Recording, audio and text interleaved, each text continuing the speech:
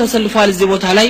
ሁሉም ብዙ ይላል ምናልባት አንዱ ልክ ራሱ የጀነት ካርድ እንዳያዘ ወይም ደግሞ የጀነት ቢጣቃ እንደተሰጠው ሌላውን ሲያስወጣና ሲያስገባኝ የሚገኝበት ጊዜ ይኖራል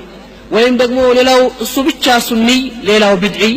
ሌላው ደግሞ ልክ እሱ ብቻ እስላም ሌላው ካፍር አድርጎ የሚያስብ ሰው ይኖራል እንግዲህ ግን ይሄ ነገር መጨረሻችን ምን ሆነ እንሄዳለን ማንኛችን ሙስሊም ማንኛችን ካፍር እንሄዳለን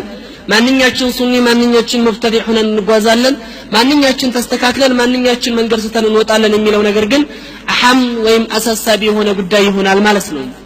ኢደን በዚህ ላይ ነው እንግዲህ ሱና ሲባል ወይም ደግሞ እኔ ሰለፊ እኔ ሱኒ ነኝ የሚለው ቃል በአሁን ሰዓት ላይ ልክ እንደ ታፔላ በየቦታው በትልልቁ ተጽፎ እንደምናያቸው ማስታወቂያዎች እየተለጠፈ ሰዎች ለጥፈውት የሚጓዙት አርማ ሆኗል በአርማ ግን አይደለም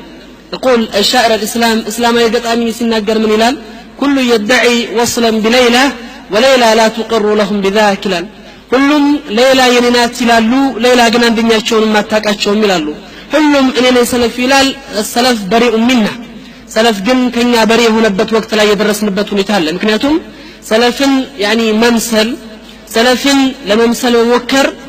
ወይም ደግሞ ነኝ ብሎ ማሰብ የነሱን ስራና መልካም ተግባር በመከተል የነሱን ባህሪያና ስርዓታቸውን በመያዝ እንጂ እነሱን በማሰብና ስማቸውን ከፍ ያደረጉ የነሱን ተግባር ሳይከተል የሚሄድ ሰው يعني ይህ ሰው ዋጋ አይኖረውም ማለት ነው